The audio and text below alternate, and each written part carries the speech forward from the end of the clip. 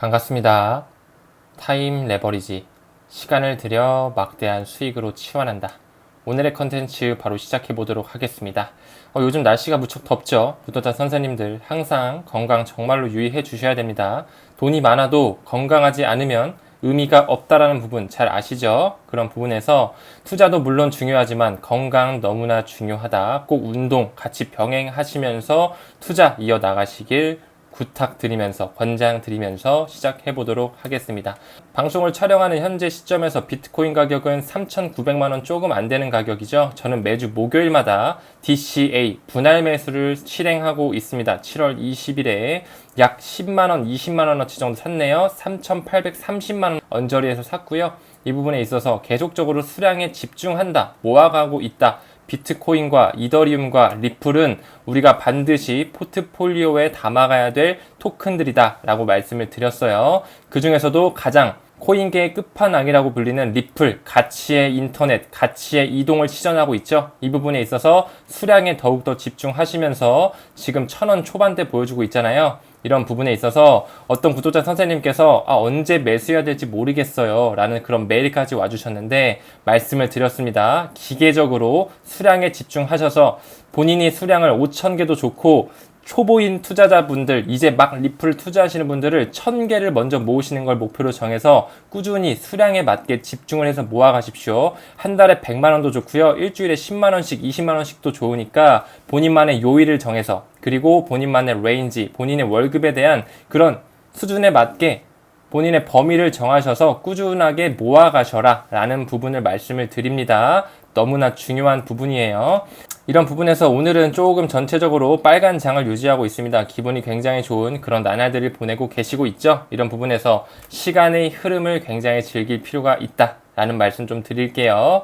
라이트코인도 95달러 조금 안 되는 그런 수준까지 올라와 주면서 반감기 이슈를 계속 기다리게 하는 그런 라이트코인의 모습도 볼 수가 있습니다. 2주 정도 남아 있고요. 저는 또 매주 수요일마다 MEXC, 맥시 거래소에서 베이비 도지를 에어드랍 받고 있죠. 이런 부분에서도 DCA 그리고 에어드랍 이런 부분에서 계속적으로 수량을 축적해 나가고 있는 부분을 공유 드리면서 선생님들께서도 어느 정도 에어드랍이라든지 스테이킹이라든지 분할 매수를 통해서 본인이 가진 토큰의 개수를 늘려 나가셔라 라는 말씀을 드립니다.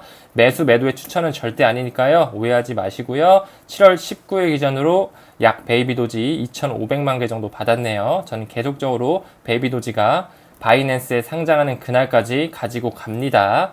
오늘의 컨텐츠 바로 들어가 보도록 하겠습니다. 썸네일이 바로 눈에 띄셨죠? 그때가 떠오르시나요? 바로 그때가 언제냐?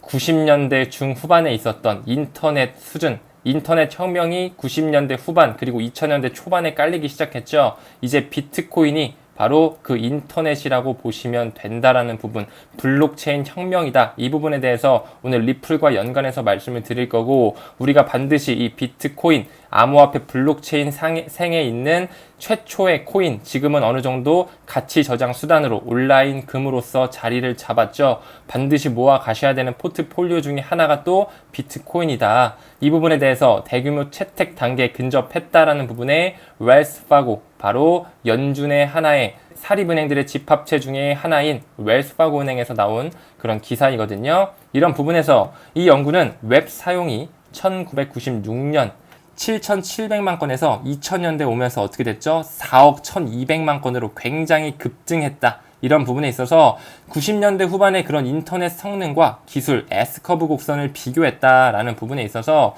이번에 제 오프라인 컨퍼런스에 오신 구독자 선생님께서 한 분이 뭔가 이거 인터넷이랑 비슷한 것 같아요. 우리 1990년대, 2000년대 초반 보면 인터넷 막 되게 주변에서 컴퓨터 학원들 막 많고 이거 진짜 핸드폰에도 구현이 되는 거야? 느리고 이용료도 비싼데 이게 진짜 뭔가 될라나? 정보를 굳이 왜 인터넷으로 찾아? 그냥 우리가 편하게 책으로 독서하면서 찾으면 되잖아. 그런 시기가 지나 인터넷은 지금 어떻게 돼 있죠? 어디서든 다 터지고 있다. 그쵸? 인터넷으로 책도 보고요, 주문도 하고요, 쇼핑도 하는 그런 시대에 살고 있잖아요. 이런 부분에 있어서 파란색 실선이 바로 인터넷 유저. 그렇게 쭉 임계점 그래프에 있어서 굉장히 큰 퀀텀 점프를 했다.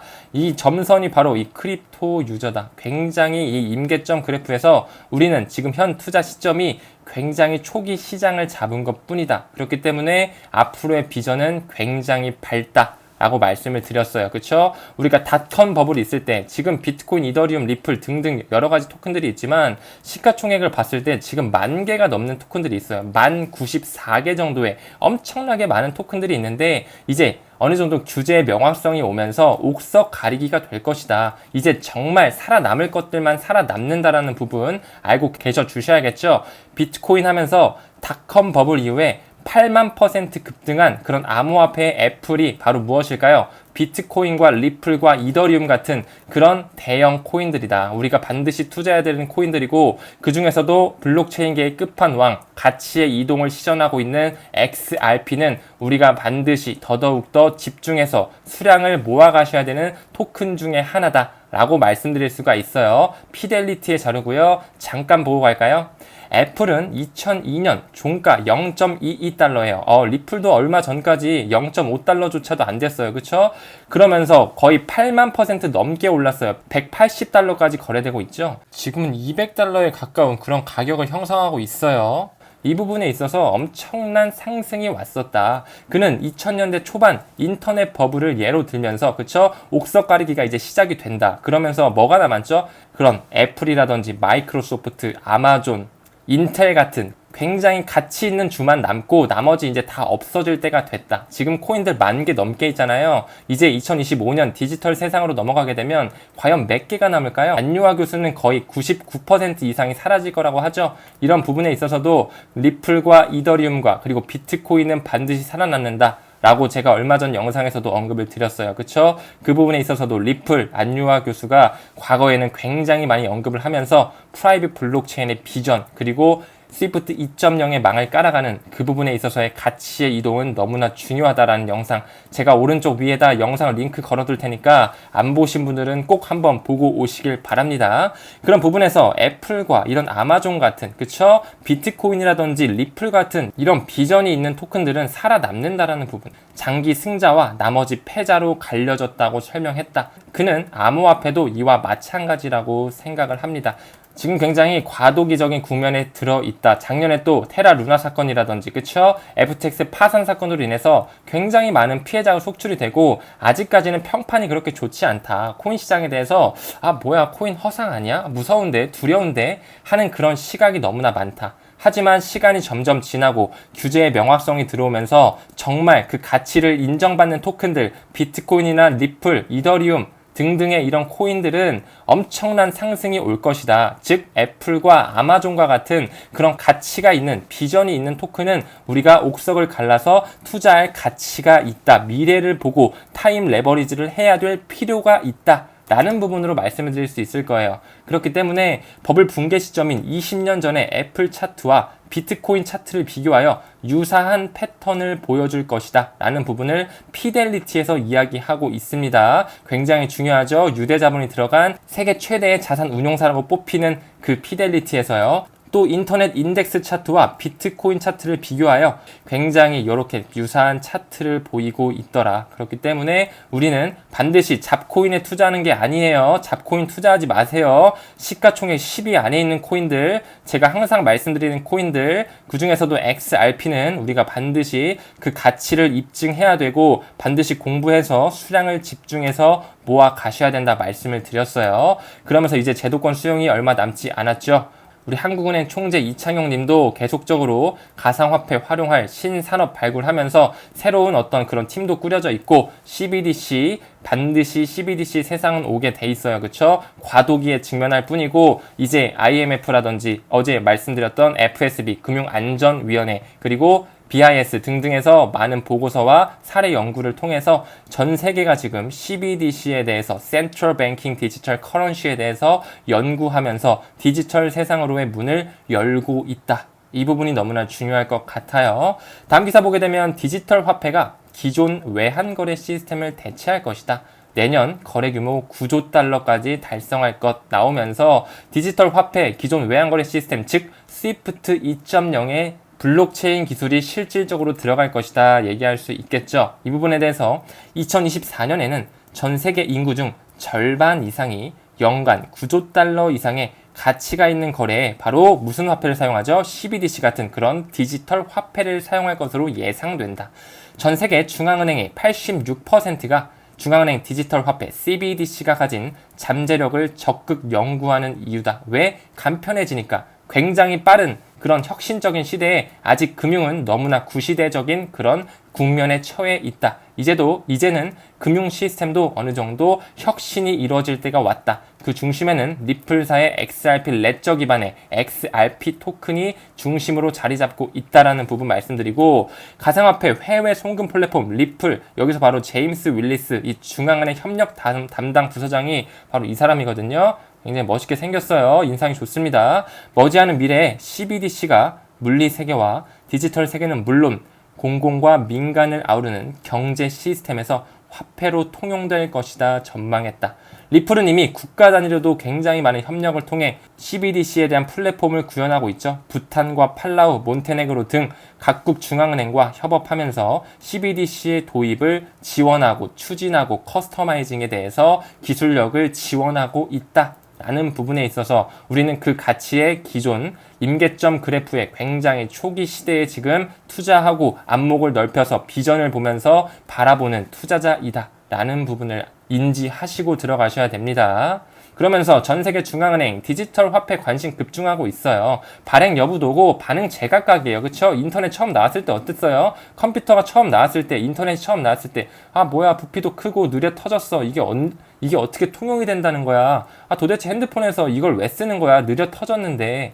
요금만 비싸 죽겠는데 무슨 인터넷이야. 그냥 책 보면서 공부하면 되지. 옛날엔 이랬는데 지금 시대가 많이 바뀌었잖아요. 그쵸? 그런 부분에 있어서 이제는 반응 제각각일 수 있어요. CBDC에 대해서 긍정과 부정을 논하면서 당연히 과조기적 부분이니까 옥석을 가리는 그런 초기 시장이다 보니까 반응은 제각각일 수도 있죠. 하지만 어떻게 될까요? 미래는 정해져 있습니다. 금융의 판이 바뀌어지면서 가치의 이동이 디지털 0과 1의 시대로 들어간다. 우리는 이 부분을 인지하면서 암호화폐, 블록체인에 투자를 하고 있다라는 부분 한 번 더 강조 드립니다. 그러면서 러시아 얘기 잠깐 하고 가겠습니다. 8월 푸틴의 거부권 없이 디지털 루브라 CBDC 테스트 시작해야겠죠. 왜? 푸틴은 이미 러우 전쟁으로 인해서 미국이 스위프트 1.0에 망해서 배제했기 때문에 어느 정도 CBDC의 선도주자로 나가야 될 겁니다. 이 부분에 대해서 브릭스까지 연결을 할 수 있겠죠. 브릭스 굉장히 중요하게 우리가 봐야 되면서 달러의 패권은 점점 무너지고 있다. 하지만 그 중에서도 미국은 절대 가만히 있을 나라가 아니다. 우리는 그 부분까지 염두를 해 주셔야 됩니다. 바로 나오네요. 러시아 중앙은행은 브릭스 통화를 도전적으로 보고 있다. CBDC에 대한 파일럿 테스트, 즉 진짜로 출시하기 전에 시험해보는 그런 파일럿 테스트를 하면서 브릭스 통화에 대해서도 언급이 되고 있죠. 브릭스, 브라질, 러시아, 인도, 중국, 남아프리카 공화국까지 굉장히 브릭스 국가의 세력들이 점점 커지고 있고, 여기서 플러스 비석유 수출기구 오펙 플러스까지 들어오면서 굉장히 세력이 막강해지고 있다. 이제는 브릭스 통화까지 나올 수 있는 국면에 처해 있죠. 이런 부분에서 모든 것들이 다 디지털 시대로 들어갈 것이다. 과도기에 있다라는 부분 말씀드립니다. 디지털 루브라 언제 나올까요? 2025년, 2017년 얘기 나오면서 시기는 그들이 저울질할 뿐이죠. 저는 개인적으로 2025년 말에는 디지털 시대가 열리면서 실질적으로 모든 화폐가 디지털 세상으로 돌아올 것이다. 왜? 이 부분에 있어서 왜가 굉장히 중요하겠죠. 스위프트 공식 홈페이지만 들어와도 이미 지불에 대한 새로운 판이 깔리고 있다. ISO 2002 메시징 표준이 깔리면서 이미 2023년 3월 20일부터 깔리기 시작했어요. 그쵸? 성공적으로 실행되면서 글로벌 결제 산업에 중요한 이정표를 세웠죠. 뭐 하는 부분에서 크로스 보더 페이먼트, 그쵸? 국경 간 결제에 있어서요. 그의 마무리 시점은 2025년 11월까지 MT, 메시징 타입, 그리고 ISO 2002 메시지가 모두 지원되는 기간이 공존하는 시대가 바로 2025년 말, 즉 2026년서부터는 정말 시대가 많이 바뀔 것이다 라는 부분. 그 전에 하나 더 알아야 될 것, 우리는 금융의 어떤 판도를 바꿀 하나의 경기 침체를 맞을 것이다. 저는 개인적으로 이 시기는 2024년 초, 내년 초를 약간 예상하고 있습니다. 조금의 시간차가 있을 수는 있지만요. 우리는 그 부분에 있어서 가능성을 열어둬야 된다 말씀을 드립니다. 그렇기 때문에 ISO 2002 메시징 표준에 대해서 다시 한번 살짝 언급드리고 갈게요. ISO 2002의 공식 홈페이지고요. RMG Registration Management 그룹 등록 관리 그룹의 멤버 리스트에는 누가 있죠? 리플렛과 리플이 등재되어 있더라. 이 부분에 있어서 너무나 중요한 이정표가 되고 리플사는 이미 DLT 분산 원장 기술 Distributed Ledger Technology를 통해서 XRP 레저 기반의 모든 스위프트 2.0의 망을 깔아놨다라는 부분. 이 RMG가 왜 중요하냐? 다시 한번 말씀드립니다. ISO 2002에는 많은 역할들이 있어요. 등록 관리 그룹, 표준 평가 그룹, 기술 지원 그룹, 등록 기관 등이 있지만 이 등록 관리 그룹이 최고의 의사결정 기구다. 너무나 중요한 기구에 우리 리플 네트워크가 들어가 있다라는 부분. ISO 공식 홈페이지이기 때문에 팩트 체크 제대로 하시고 가시고요. 다시 하나 한국은행의 자료로 봐도 ISO 2002의 기구들에는 RMG라고 하는 등록 관리 그룹 최고의 의사결정 기구이므로 너무나 영향력 있는 집단이라고 말씀드릴 수 있고 이미 미국의 상품거래위원회 CFTC라든지 유럽의 탑2 예탁기관이죠. 클리어스트림과 유로클리어 그리고 DTCC 미국 예금 신탁 청산공사입니다. 또한 뿐만 아니라 유로피언 센트럴뱅크 ECB와 유로피언 페이먼트 카운슬 EPC까지 들어있고요. 역시나 카드사의 비자와 마스터카드 들어있으면서 뱅크 오브 잉글랜드 영란은행까지 이미 리플렛과 손을 잡고 있더라. 이런 부분에서 우리는 리플에 대해서 가치에 있는 투자를 해 주셔야 된다는 부분 말씀드렸습니다. 그렇기 때문에 이런 기사들 미국 공화당 대선 후보가 어떤 얘기하고 있죠? 지금 CBDC 금지하겠다 이런 얘기하고 있어요. 이런 얘기하면 뭐야 역시 코인은 허상이었나? CBDC 그치 말도 안 되지 뭔가 안 될 것 같은데 이렇게 생각하셔서 매도 계획 잡고 계신 분들 미래를 좀만 더 열고 공부해 주시길 바랍니다. 그렇기 때문에 이런 기사가 나오면 우리 대중들이 흔들릴 수밖에 없어요. 왜 아직까지도 블록체인 초기 시장이라 인터넷 초기 시장에 네이트라든지 야후 이런 사이트에서 미래에는 정보를 여기서 찾을 수 있다라고 했을 때 그 느려 터진 정보통신망으로 이게 가능한 거야? 이거 뭔가 불안한데? 라는 그런 두려움이 있었잖아요. 그쵸? 이런 부분에서 미국 공화당 대선 후보가 CBDC 금지하겠다? 이런 기사 보면 뭔가 불안한데 CBDC 그거 안 오는 거 아니야? 하나 더 볼까요? 홍콩 글로벌 대형은행 암호화폐 관련 업무 중단했대요. 그쵸? 자금 세탁 우려로 계좌 개설을 기피한대요. 뭐야 홍콩 이제 암호화폐 관련 업무 중단해? 무서운데 나 투자 안 해야 되나? 역시 비트코인 허상 아니야?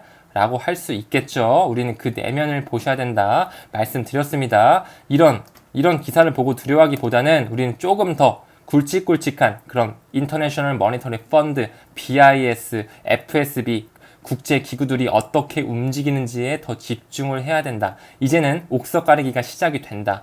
투자자 보호를 위한 암호화폐 정책이 실질적으로 나오면서 이제는 IMF에서도 그 금권 세력의 탑 오브 탑인 IMF, BIS에서도 이제는 암호화폐 정책을 실질적으로 피면서 증권성적인 부분에 있어서 명확한 규제와 투자자들을 보호할 수 있는 하나의 암호화 법제화를 하면서 이제는 진짜 디지털 시대로 들어가기 위한 문을 열고 있는 부분에 집중해서 투자를 이어가셔야겠죠. 또 우리가 투심이 흔들릴 수 있을 만한 기사들이 뭐가 있을까요? 바로 보게 되면 리플, 국가 간 송금 기능 제한적이다. 뭐야 불안하게 왜 이래? 리플 투자해보려고 했는데 스테이블 코인이 압도했다. 이런 부분에 있어서 우리는 기사를 볼 때 어느 정도 그 내면을 볼 줄 알아야 된다. 진짜 이 기사가 신빙성이 있는 말인지 볼 줄 알아야 되겠죠. 분석에 따르면 올해 온체인 데이터를 지금 보고 얘기하는 거예요. 데이터상 송금 용도로 사용된 그런 트랜잭션은 테더, USDT가 가장 많았다. 리플은 바로 USDC라든지 비트코인, 이더리움보다 순위가 굉장히 낮았다. 이 부분에 있어서 왜 그렇게 이런 지표가 나왔을지 우리가 한번 생각해 볼 필요가 있다. 리플은 얼마 전까지만 해도 증권성 여부에 승소 전이었기 때문에 리도속을 굉장히 자하면서 거래량이 너무나 없었죠. 그러면서 어떻게 돼요? 이제 슬슬 IMF라든지 BIS 그런 공식 기구에서 국가 기구에서 이제 암호화 법제화를 시작한다. 그리고 블랙록에서 비트코인 ETF를 신청할 것이다. 이런 부분에 있어서 기관 투자자들이 뭘 먼저 살까요? 바로 1달러로 패깅이 된 스테이블 코인은 먼저 사게 됩니다. 무조건이죠. 거래소 스테이블 코인 유입 급증하면서 활발해진 시장 움직임 반영. 즉 다시 말해 비트코인이라든지 이더리움이라든지 리플을 직접적으로 기관 투자자들이 사기 전에 스테이블 코인, 왜 스테이블 안정적이잖아. 1달러로 패깅이 돼 있잖아요. 이런 부분에 있어서 일단 USDC라든지 USDT를 사기 마련이다. 그렇기 때문에 여기도 보면 이러한 스테이블 코인 유입은 활발해진 시장 상황을 이용해서 암호화폐를 구매하거나 거래하려는 이용자들이 관심이 높아진 점을 시사해야 한다. 즉 다시 말해 기관 투자자들이 이제는 그런 국제 기구에서 그리고 세계 최대 자산운용사인 블랙록 같은 그런 운용사들이 비트코인 현물 ETF를 출시한다고 하니까 자금을 쏠 준비를 하기 위해 USDC라든지 USDT 1달러로 패깅된 그런 안정적인 스테이블 코인을 사기 위한 부분이었다. 얼마 전 거시적 환경에서 당국의 규제 압력으로 암호화폐 가격이 연간 최저치로 떨어졌을 때도 스테이블 코인의 거래소 유입은 크게 증가한 바 있죠. 그렇죠? 왜 나중에 이제 기관 투자자들은 스테이블 코인 먼저 사고 그 다음에 비트, 이더, 리플로 들어온다. 그렇기 때문에 당시에는 가격 하락을 저가 매수의 기회로 이용하려는 투자자들에 위해 거래소 스테이블 코인의 유입이 증가했다면 그 부분이 바로 어떻게 됐다고요? 결국 비트코인 3만 달러 돌파를 가능하게 했다는 분석이다. 즉 다시 말해 이제 기관 투자자들이 암호화폐 산업에 대해서 관심을 불러일으켰고 이 부분이 바로 비트코인이라든지 이더리움, 리플과의 가격 상승과 영향이 됐더라. 그렇기 때문에 이런 기사가 나왔을 뿐이다. 그렇기 때문에 온체인 데이터 상의 과거 자료에 리플이 승소하기 전에는 스테이블 코인 유입이 당연히 압도했기 때문에 이런 기사가 나왔을 뿐이다. 우리는 어느 부분에 더 집중을 해야 된다? 바로 이런 부분에 집중을 해야 된다. 트랜잭션 속도가 비자 카드를 압도하고 있죠. 2배에 달합니다. 리플의 트랜잭션 속도는 비자의 초당 24,000의 2배에 달하는 초당 5만 건의 놀라운 수치를 보여주는 이런 부분에 있어서 국경 간 송금의 OGL 시스템에 있어서 트랜잭션이 매우 빠르고 전송 수수료가 싼 부분에서 굉장히 정확한 부분에서 우리는 가치를 볼 줄 아는 투자자가 되셔야 된다라고 말씀을 드립니다. XRP는 속도와 비용 면에서 비트코인과 이더리움을 능가한다라고 말씀을 드렸어요. 비트코인 사토시 나카모토가 2009년에 만들었죠. 왜 만들었죠? 이제 더 이상 금융, 중앙은행 그런 거쳐가는 은행들을 못 믿겠어서 기득권 세력들을 못 믿었기 때문에 이제는 P2P, person to person을 통해서 피어 투 피어 방식으로 중앙은행을 거치지 않고 컴퓨터 대 컴퓨터 네트워크끼리 가치를 이동하려고 만든 게 바로 비트코인이다. 그렇지만 비트코인의 한계를 개선해서 만든 토큰이 바로 가치의 인터넷인 XRP다라는 부분을 우리는 집중을 하셔야 된다. 요점만 간단히 보고 갈게요. XRP의 트랜잭션 속도와 낮은 수수료는 비트코인과 이더리움을 능가하며 암호화 트랜잭션을 혁신한다. 리플의 XRP는 타의 추종을 불허하는 경쟁자가 없습니다. 속도와 최소한의 수수료를 제공하는 최고의 암호화폐로 부상할 것이다. 제2의 애플과 아마존으로 갈 것이다. XRP의 우수한 성능은 BTC와 ETH, 비트와 이더를 뒤로하고 새로운 시대를 암시합니다. 라고 이야기할 수 있다. 라는 부분을 말씀드릴 수 있을 것 같아요. 리플은 이미 시리즈 B의 펀딩으로 엄청난 금액 달러를 모금 받았어요. 이미 기관으로부터 엄청난 투자를 받았다. 영국의 메가은행이라고 불리는 스탠다드 차타드 뿐만 아니라 엑센추어 그리고 시암은행이죠. SCB 디지털 벤처, 시암 커머셜 뱅크까지 그리고 일본의 손정희를 뒷배로 하고 있는 SBI 홀딩스까지 굉장히 많은 기관 투자자들의 신규 투자를 받으면서 리플은 성장할 수 있었다. 역시나 기득권 세력들이 모두 다 끼어들어가면서 미래의 가치에 이동을 하는 부분에 있어서 CBDC의 세상을 만드는 부분에 있어서 리플의 혁신은 계속적으로 번창할 것이다. 그렇기 때문에 우리는 디지털 시대로 가는 과도기에 있어서 옥석을 가려내는 부분에 있어서 흔들리지 말고 미래를 보고 투자해 주셔야 된다라고 말씀을 드릴 수 있죠. 하나 더 할까요? 신한은행 헤데라 기반 스테이블 코인 송금 개념 증명 맞춰라고 하면서 신한은행과 태국 SCB 테크 그리고 대만의 한 금융기관은 스테이블 코인으로서 송금 개념 증명 시범을 완료하였다. 이제 우리나라도 어느 정도 스테이블 코인이 왔다 갔다 할 수 있는 그런 기반을 다지면서 역시나 마찬가지로 은행끼리의 채권 매매 거래는 레포 시장이라고 불린다고 말씀을 드렸죠. 이 부분에 있어서도 역시 R3와 같이 가면서 하이퍼 레저 패브릭 스텔라 루멘이라든지 인터레저 프로토콜, 즉 XRP가 실질적으로 쓰이더라. 이런 부분에 있어서 우리는 계속적으로 확장을 할 수 있어야 됩니다. 흔들리시면 안 돼요. 이렇게 새로운 용어가 나왔다고 해서 뭐야 리플이 나와야 되는 거 아니야? 이게 아니라 이미 신한은행과 손잡은 이 태국의 SCB 시암은행 자체도 리플 공식 홈페이지에는 시암 커머셜뱅크와 이미 리플이 손을 잡고 있는 부분을 알면서 국경 간 송금을 하는 부분에서는 XRP가 쓰이는 부분 잘 알고 계시면서 금융판이 혁신으로 가기 위해 ISO 2002 메시징 표준의 등록 관리 그룹에 들어가 있는 부분도 반드시 숙지를 해 주셔야 된다. 말씀 다시 한번 드립니다. 그렇기 때문에 2019년 자료인 뱅가드 포럼 자료를 보더라도 여기도 역시나 뉴욕 멜론은행을 통해서 태국 시암은행으로 자금이 흐르구나. 아까 나왔던 SBI로도 흐르구나. 이 부분에 있어서 R3를 통해 금융끼리의 그런 환매매거래, 채권거래 시장에서도 분산 원장 기술이 쓰이고 이 부분은 다시 스위프트로 가서 스위프트 2.0의 그물망에 이미 리플사가 RMG 그룹의 ISO 2002 메시징 표준을 모두 다 깔아놨구나 라는 부분으로 봐주셔야 된다는 거예요.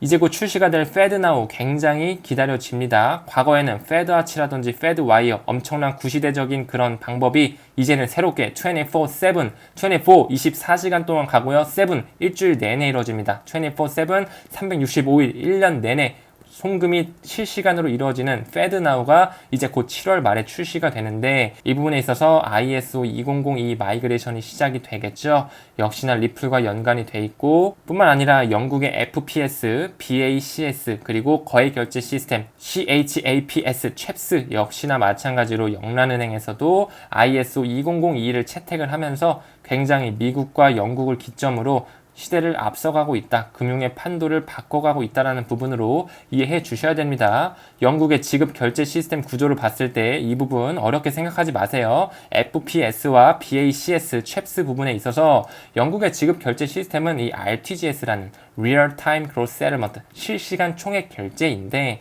이 부분에서 거액 결제를 담당하는 게 이 CHAPS라는 것이고 소액 결제를 담당하는 게 굉장히 여러 가지가 있다. 이 부분에 있어서 BACS와 FPS를 여기에 명시해 놓은 것 뿐이에요. 이런 부분을 이제는 영란은행에서 뭘로 바꾸죠?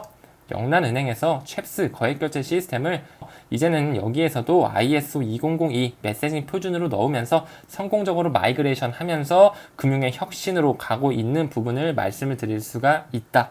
이 BACS와 FPS, 즉 Faster Payment Service 역시나 급여라든지 연금 이런 대표적인 소액결제 시스템이고 인터넷 뱅킹이나 폰뱅킹 하는 그런 소액결제 시스템조차도 이제는 ISO 2002 메시징 표준이 들어가면서 금융의 판이 바뀔 것이다 라는 부분으로 해석을 하면 되고 그렇기 때문에 이제 시간이 점점 지나면서 미국, 영국뿐만 아니라 유럽의 전 지역들 그리고 중국이라든지 일본도 슬슬 ISO 2002 메시징 표준으로 전환이 되겠죠. 이러면서 모두 ILP 인터레저 프로토콜을 통해 이 원장들이 소통할 수 있는 네트워크를 구축하기 위해 이 연결고리, 이 리플랩스가 고안한 이 ILP 연결고리가 쓰인다. 이 부분에 대해서 연결이 되면서 이 XRP 레저 기반으로 모두가 다 통용이 되는 디지털 세상이 열린다. 언제 열린다고요? 2025년 11월을 기점으로 어느 정도 시간차가 있을 수는 있지만 우리는 이를 기다릴 수 있어야 된다.